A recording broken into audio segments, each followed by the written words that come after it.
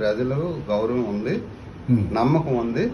ఈసారి కంపల్సరీగా ఈ ప్రభుత్వం కొత్త ప్రభుత్వాన్ని ఏర్పరచుకుంటారు సార్. చంద్రబాబు నాయుడు ప్రభుత్వాన్ని ఏర్పరచుకుంటారు. కిందసారి ఎవరికి వేసావు నువ్వు? లాస్ట్ సారి జగన్ కేసు. జగన్ కేసు.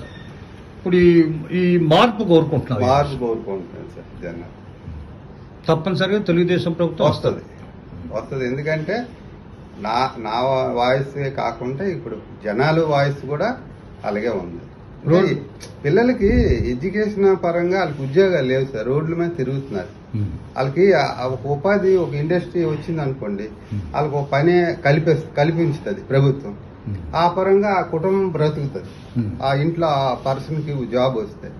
మరి ఆడు చదువుకొని రోడ్ల మీద తిరిగి ఎక్కడెక్కడో ప్రైవేట్ పరంగా 10,000కో 10 దీనికి వాలంటీర్లకు అయితే 5,000, వాళ్ళకి 5,000 ఇస్తున్నారు సార్ ప్రెసెంట్ వాలంటీర్.